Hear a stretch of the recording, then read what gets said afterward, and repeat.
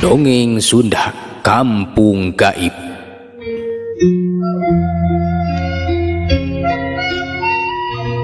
Assalamualaikum warahmatullahi wabarakatuh. Sampurasun baraya Wilujeng tepang dangu desa sim kuringnya urang ngadongeng deui. Aki ayeuna bade neraskeun hanca dongeng nyata Kampung Gaib. I dongeng teh karangan aki nyaliranya. Sok senaos yang basacan mugi hati asa ngahibur baraya di mana wae ayana. Atau teh hilap rojong ditaroelan tombol subscribe-nya. Supados ieu channel teh berkembang mitra. Mangga supados jang kolong tinggal waktos urang sami-sami dangukeun kumaha lajengna ieu carita wilujeng ngadangukeun.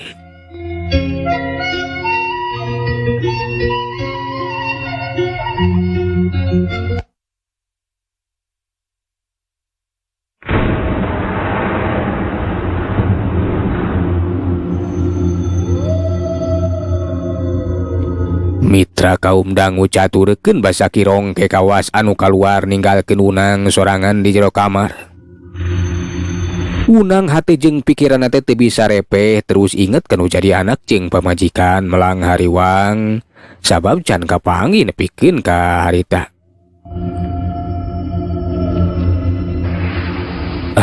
Kamana tuh kirong ke teh tah? Aing beuti tinggalkeun sorangan. Bari tadi teh pepeujeuh aing ulah kaluar ti jero kamar.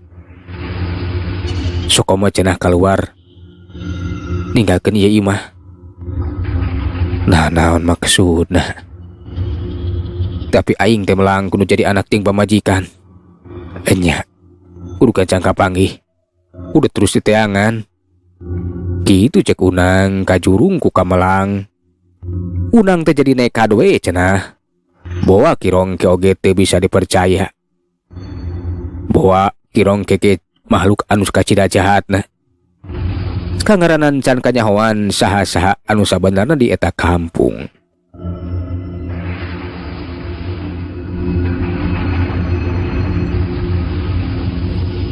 Unang keluar ti jero kamar terus lempang launan muruka tepas. Geus ditepas harita manehna teh perhatikan keayaan. Teteh laki rongke teh can aya datang. Saha di dieu ge. Kirong teh can aya datang ka dieu. Enya babang beung aing kudu gancang kaluar teh jero imah. Cek Unang bari muruk ka panto tukang. Rek kaluar we ngaliwatan pawon. Kulutrak pantok dapur teh dibuka lalaunan bray keluar. Kaya di luar teh remeng-remeng kawas isuk-isuk we. Pugu ke matak aneh kaya nate.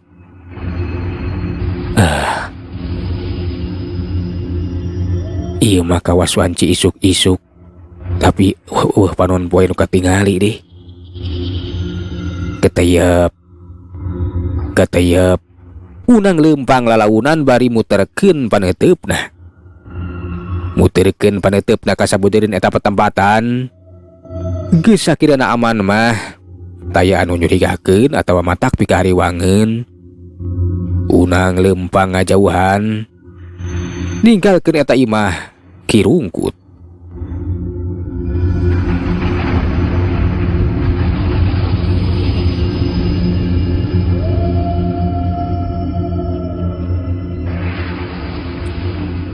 Sanggeus lempang rada jauh Unang teh manehna teh culang cileung we ngarasa aya anu nutur-nutur. Reg atuh ngarandeg liuk manehna teh ka tukang. Tapi waleh eueuh sasaha. Kawas aya nu nguntit ka aing. Enya. Saha nu nuturkeun teh nya? Tapi sasaha geuningan. Jika nama rasa nungkul. Enya. Cek Unang bari neruskeun hilempang we.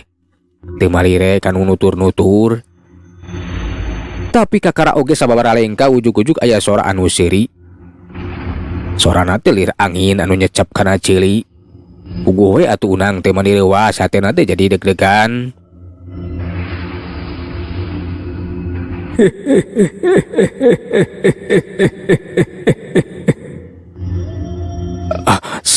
Saya tak sa beretek unang lumpat satarikna.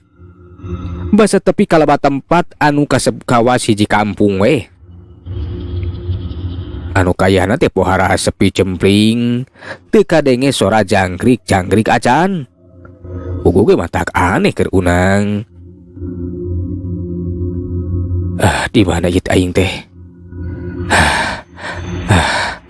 Tapi sora nu seri tadi teh teu nemongkeun diri. Cing deui teu nuturkeun deui geuningan. Cek unang bari manehna teh ngareureuhkeun kacape. Tapi bisa karasa hawana teh matak muringkak kana buru keung anu kacida poharana mitranya. Enya ieu teh meni cempling-cempling teuing teh tanda-tanda paya pangeusina. Kamarana pangeusina cek unang bari muterekeun ka sabeudeureuh eta tempat. Dina kayaan unang keur bingung. Teu kanyahoan ujug-ujug aya nu ngecerelat. Nembongan duka teuing ti manajona. Saurang lalaki kolot anu make baju sarua bodas bubukna ge mani panjang. Jeung warna teh geus suwisan atawa bodas. Sorat panonna teh seukeut mata keserab katingalina. Bari kadenge seri deui. Reka mana Sujang? Pugue atuh unang teh kaget lain di kieuna. Saha ieu teh? Saha?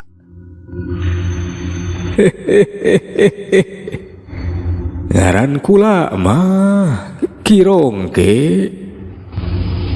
Barang disebutkeun ngaran Kirongke pugue unang teh kaget anu lain di kieuna. Teu percaya kana eta pengakuan ti eta lalaki kolot sawab Kirongke teh cenah. Sahab tadi anu kungsip panggih di salah sahiji imah nu teuing di mana. Kapanan Kirongke teh rupana ge teu kitu jeung sorana ge beda. Saha Kirongke? Kisila ulah coba-coba ngabohong. Saha sabenerna teh? Nah sabenerna aki teh saha? Cek unang bari ngagerowe ku suara anu tiis bari panonna teh sarua curiga.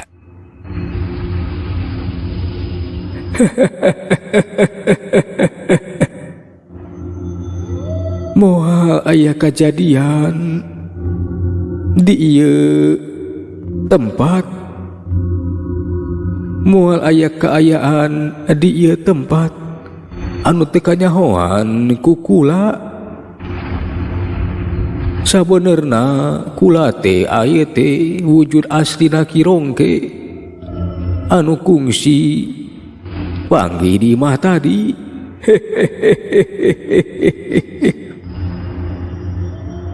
Wujud anu kapanggih ku si Sujang mah eta mah wujud nyamur. Jadi kitunya.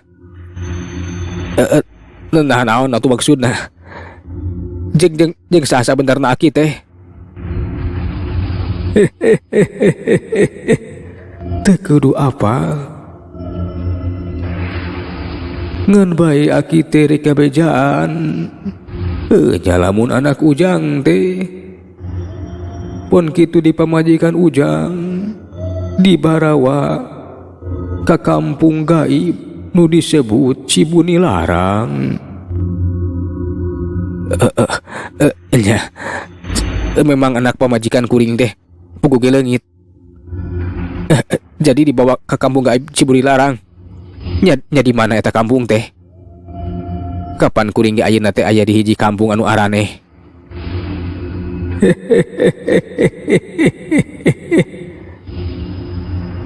Nya kudu dipaluru. Lamun Ujang wani tur kuat kayakinan, tangtu bakal bisa nepungan, bakal bisa katimu. Tapi kudu kayang senajan teu gampang. Kitu cenah pokna Kirongke. Jadi bener kisana teh Kirongke anu sanyana. Bener Ujang. Kula sejanga bantu. Nya kamane.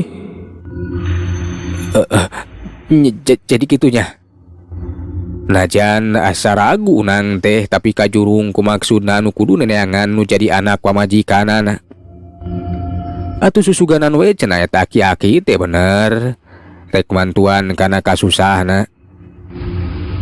Yen bener eta teh mangrupakeun Kirongke anu asli. Sok sanajan can kanyahoan nah makhluk naon eta Kirongke teh. Demi nyalametkeun keluargana.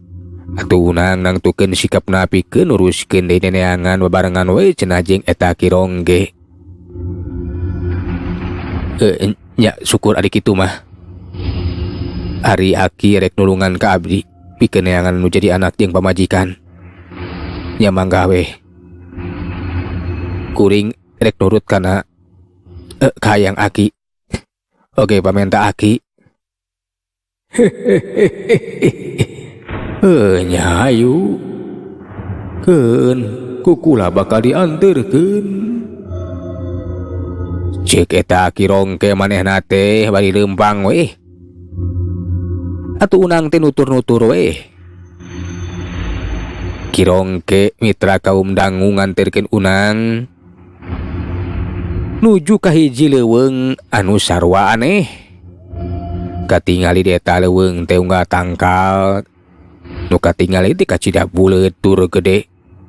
Cangkung. Pokona mah di alam manusia mah moal manggih we tetangkalan anu jarangkung jeung galedede kitu teh. Jeung deui eta leuweung teh kawas anu araneh pisan. Tatangkalan kawas anu hirup. Bari jeung kadenge aya sora-sora anu matak pika keungeun jeung pika sieuneun. Kapeung-kapeung aya sora orok anu ceurik gogoaran. Kapeung-kapeung disilih ku sora anu ngagerem. Puguh we atuh unang teh kacidak kaget. Nah, sora naon eta teh ki? Nah, kapeung kadenge ku abdi teh sora orok. Tapi gini ngagerem. Ditanya kitu teh Kirongke kalah kangingetan unang. Ulah sieun jeung kaget cenah. Jeung teu kudu mikir anu aneh-aneh. Geus tenang, ulah sieun, ulah kaget. Sabab ieu leuweung teh sabenerna mah kampung anu keur deteangan nyaeta Cibuni Larang. Jadi kitunya aki. Kumaha disebut kampung? Kapan ieu tempat teh lain perkampungan? Kawas kampung anu kaliwatan tadi ieu mah sidik leuweung. Leuweung geledagan. Jeung pikasieun aki.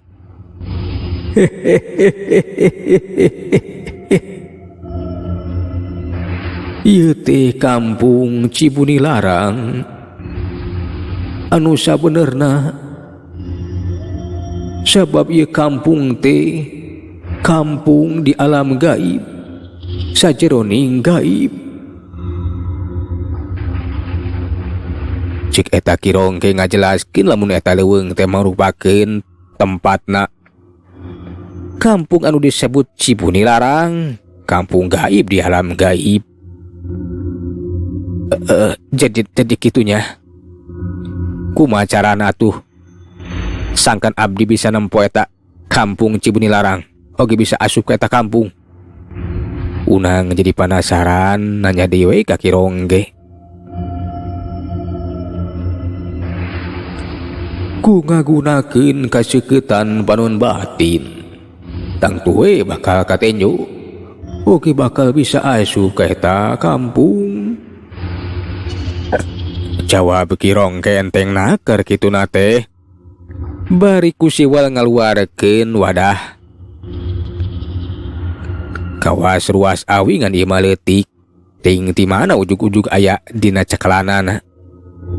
Bari tuluy nita unang pikeun nginum eta cai. Lamun hayang nyaho mape kue ye inum ye. Gancangan inum ku si Sujang. Jadi ieu teh kedah diinum ku abdi. Nah cai naon ieu teh Ki? Montong wa kalau tanya. Sok we geura inum. Nya tuh. Nya. Atuh eta cai teh diinum we ku Unang. Teu lila sanggeus nginum eta cai Unang teh jadi bisa nempo kampung anu teu kasampak teh ayeuna mah sarua jelas. Bere katinggal di tempat anu pinuh ku imah kawilang imah anu buhun. Kawas imah baheula we cukup basajan ninggalkeun kesan heubeul pisan. Kadenge kirungku teh cacarita. Sedengkeun ari Unang mamoloho kaget mata simeuteun. Tah eta disebut Cibuni Larang teh. Tapi omat ulah diomongkeun eta ngaran. Sabab pantrang pisan disebut-sebut. Nah kumaha kitu Ki? Uduh gika ulah disebut-sebut eta ngaran. Sabab bakal aya mamalana. Lamun urang salah ngomong tangtu bakal cilaka. Kitu ku tante. Nya muhun mangga Ki, mangga. Mitra kaum dangu warita eta kirong kete ngajakan Unang pikeun leumpang we asup ka eta kampung disebut Kampung Cibuni Larang. Kampung gaib sajeroning alam gaib. Pikeun Unang najan sabil manehna perang batin hariwang kitu jeung kieu. Tapi manehna teh nahan sagala parasaan, nu penting mah bisa manggihan kulawargana nu puguh. Matak pika hariwangeun nepi ka ayeuna can kapanggih. Keur Unang mah geus panceg geus kilik sagala rupana. Najan kukumaha oge cenah bakal karanapan, bakal di sorang we, nu penting mah bisa nyalametkeun nu jadi anak jeung pamajikan.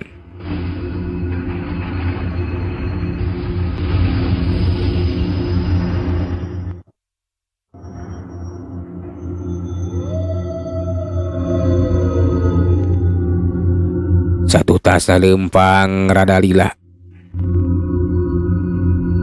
Betku diparangkeun hari tete Unang teh ningali aya nu keur ngacanteng we saurang wanoja geulis. Anu ngajajanteng di jajalaneun bari seuri. Tapi aneh eta awe geulis teh panona semu anu eueuh. Hideungna alias ukur babodasna we wungkul. Nah saha nyai teh? Cek Unang tumanya. Pok eta wanoja teh cacarita. Ngaran abdi teh Arum Kang. Disarabut Nyi Arum. Cek eta wanoja ngakukeun ngaran Nyi Arum. Cenah eta wanoja teh ngakukeun hiji makhluk gaib anu mimiti ninggalkeun jagat hirup.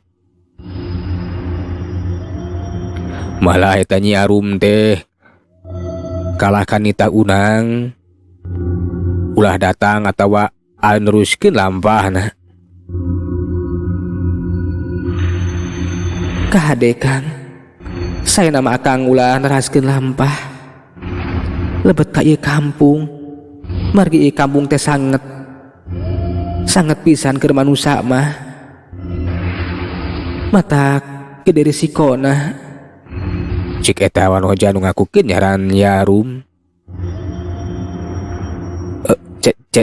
Jadi kitunya. Jadi ngarannya teh Arum. Nah bet nyarek akang pikeun asup ka eta tempat. Nya pokona mah ieu kampung teh sanget pisan Kang. Teu sagawaya jalma bisa asup. Lamun manusia asup ka ieu kampung tangtu bakal mau bisa balik deui Kang. Kitu cek eta Nyi Arum. Jadi kitunya. Tapi akang teh kudu neangan nu jadi anak ting pamajikan.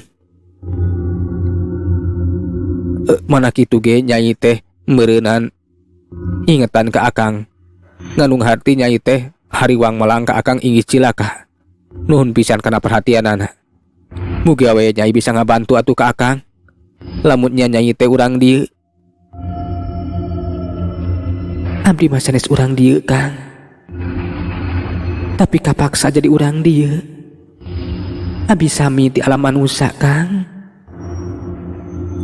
Kebeg atuh urang teh ngagebeg moal boa cenah eta teh ririwa. Atawa manusia anu kasarat kasasar anu dibarawa ka eta kampung Cibuni Larang. Kebeg ras inget kanu jadi anak pamajikan boa-boa cenah bisi ngaranna nasib sarupa kitu.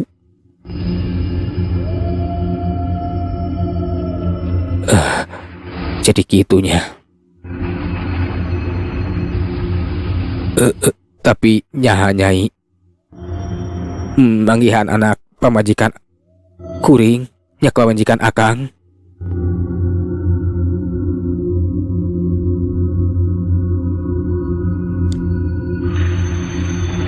Tapi kuring teh abdi teh memang ningali, Kang. Iya saurang awewe jeung 2 urang budak anu dibawa ka ieu kampung gaib, Kang. Anu disebut Cibuni Larang teh. Nya jadi kitunya. Jadi kitu.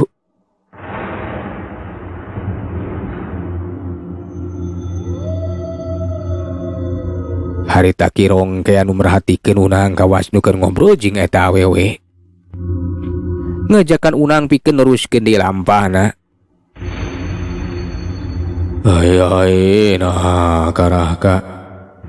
Nya ngobrol. Ayo urang neruskeun lampah. Geus tong didenge. Cek eta Kirong ge. Bugue keur Unang mah jadi beki perang sabi. Nah kudu nurutkeun Kirong ke atawa nurutkeun eta Nyarum cenah. Cek Nyarum teh cenah ka hade. Ulah neruskeun asup ka eta kampung bisi masih matak aya mamalah. Sabab sekali asup ka eta kampung geus moal bisa balik deui. Tapi Kirong ke keukeuh ngajakan asup. Ai nah kalah ka cicing. Ayo gancangan. Urang teh kapan kudu gancang manggihan anak pamajikan maneh Sujang. Nyaki nya. Tapi nah lamun asup ka ieu kampung moal bisa balik deui.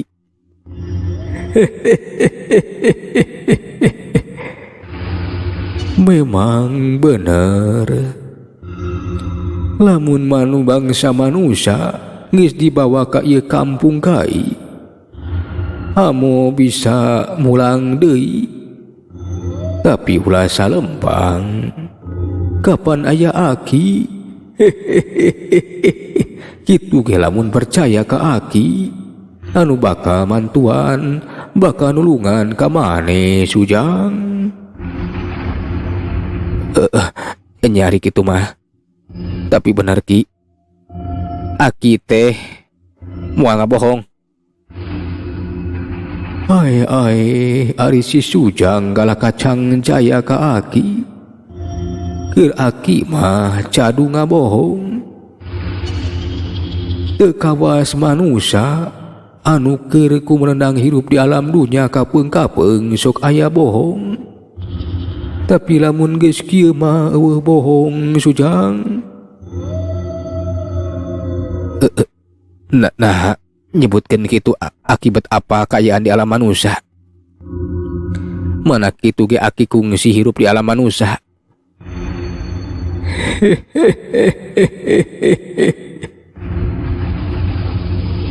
Nya kapan aki ge tadi nama manusia.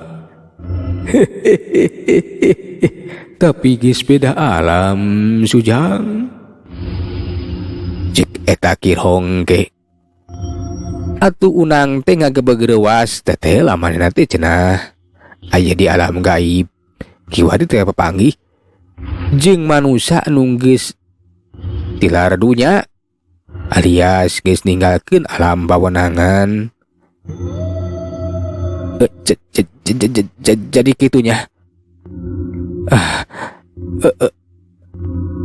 Nya bener pisan tapi ulah loba kasieun. Sabab aki najan lain manusia anu utuh tapi aki terek nulungan. Nya atuh nang harita teh manehna teh jadi percaya ka eta aki rongge. Bisa jadi cenah aki rongge teh bangsa manusia anu geus ajal binasa tapi boga kasaktian haat we nulungan. Cing di buah-buah cenah eta teh karuhun manehanana tawa karuhun nu jadi pamajikanana anu temikeun lamun anak incuna teh dibawa ke alam gaib beci puni larang. Tapi eta aki teh ngabejakeun saha-sahana ting lawan maksudna tuh. Nya hayu atuh nama ki urang teruskeun lampah. Nya geus montang-montong ngadeukeutan di eta awewe. Geus ulah rek dideuketan, ulah rek diajak ngobrol. Sabanena teh pugu kasara di ieu kampung gaib. Kitu cek rongge. Kalah harita nitah ka eta unang teh pikeun ngaduakeun we. Sangkan eta nyarum teh cenah bisa mulang ka alam anu saestuna. Ayeuna mah pek we ngadoa geura doakeun eta wanoja anu ngakukeun ngaran Nyi Arum teh sina bali ka alam anu sanyana, alam nu saestuna lain cicing di ieu tempat. Mangga atuh wicana kiwari mah buah hatena teh beuki teteg sabab beuki percaya ka eta kirong keda jelasna. Geningan boga hate anu bener anu bersih malah mah nitah ngadoakeun sagala rupa. Atuh harita unang teh sabisa-bisa ngadoakeun eta Nyi Arum sangkan bisa balik di kasal ka alam anu sanyana. Helas atuh Nyi Arum teh ngiles. Nya ngiles ayeuna mah ki. Nya ayo ayeuna mah urang teruskeun lampah sujang. Tetapi ki isukan we da ayeuna mah waktosna seep. Euleuh mitra waktosna parantos teh nya kapannya. Cag urang tunda ieu jajar carita kampung gaib urang teraskeun dina seri anu salajengna atuaki undur pamit. Assalamualaikum warahmatullahi wabarakatuh.